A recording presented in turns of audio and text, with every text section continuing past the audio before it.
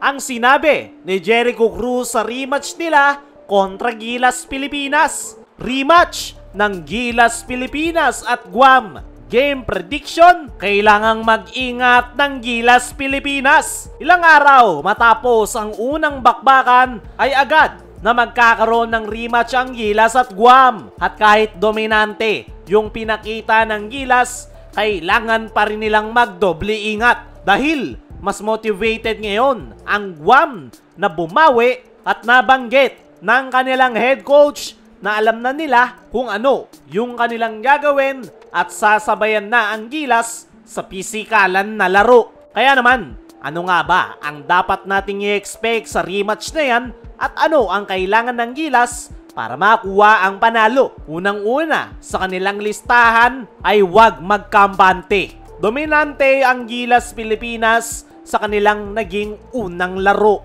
41-point lead to be exact. Pero may mga indikasyon na nagagawang makasabay ng Guam. Actually, nagawa pa nilang makalamang.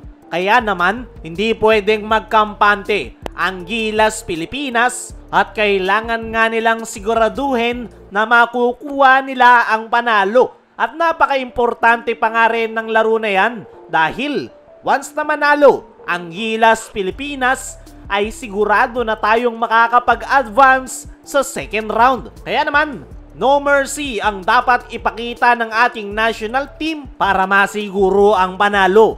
Sunod, sa kailangan nilang gawin ay limitahan yung mga key players ng Guam, lalo na si Jericho Cruz. Ito ngang si Jericho Cruz, mga chong, ang pinaka nagpakita sa kanilang huling laro. Napakaganda ng kanyang ipinakita sa first half. At yan nga, yung kailangang mapigilan ng Gilas Pilipinas. Kailangan lang nilang ipagpatuloy yung depensang ginawa nila kay Jericho Cruz kung saan hindi na ito nakaporma noong second half noong tutukan siya ng depensa ni Scottie Thompson. Bukod kay Jericho Cruz, nandyan rin si Jonathan Galloway na kailangang mapigilan ng Gilas Pilipinas sa loob ng painted area. Depensa nga yung pinakamagiging susi ng Gilas Pilipinas kontra sa Guam.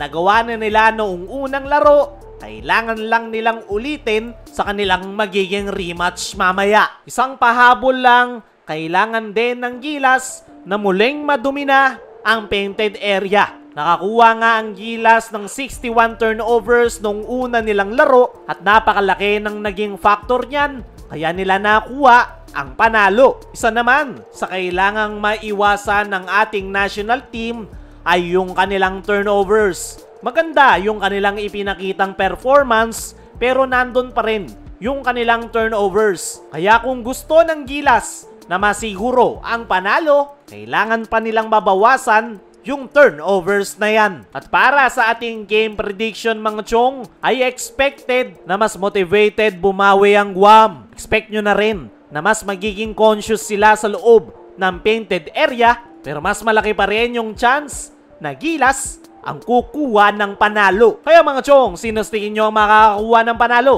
I-comment mo lang dyan sa ibaba. Dumako naman tayo dito sa kabilang balita. Ang sinabi ni Jericho Cruz sa rematch nila kontra Gilas Pilipinas. Matapos ang kanilang unang laro ay Guam naman ang dadayo ng Pinas para sa kanilang magiging rematch. At ayon sa naging latest interview dito kay Jericho Cruz ay sinabi nga nito na excited siya sa kanilang magiging pangalawang laro. Inamin pa nitong si Jericho Cruz na maliit lang yung kanilang chance na manalo kontra Gilas Pilipinas. Pero ibibigay niya pa nga rin daw ang lahat ng kanyang makakaya para matulungan ang kanyang kupunan. Kung matatandaan nyo, last game ay si Jericho Cruz ang isa sa pinakamaganda ang ipinakitang performance para sa Guam, kung saan ay nagtala ito ng 17 points,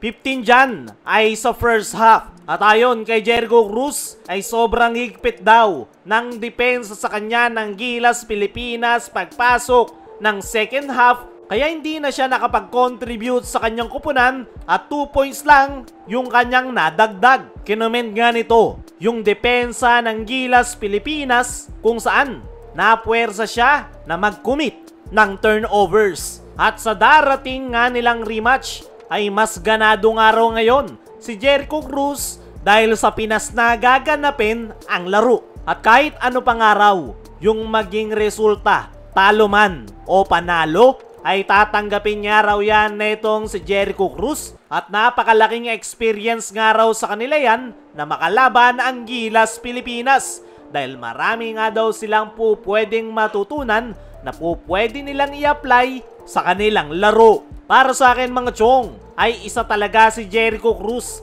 sa pinakakailangang tutukan ng Gilas Pilipinas sa kanilang magiging rematch.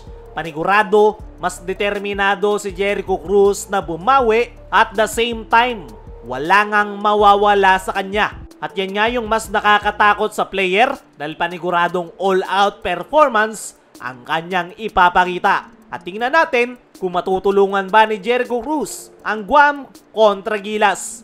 Kaya mga chong, ano ang masasabi nyo kay Jericho Cruz? Sino rin sa tingin nyo ang makakakuha ng panalo? Dalawang sunod na panalo na nga ba ito para sa Gilas o makakabawi ang Guam? I-comment mo lang dyan sa ibaba.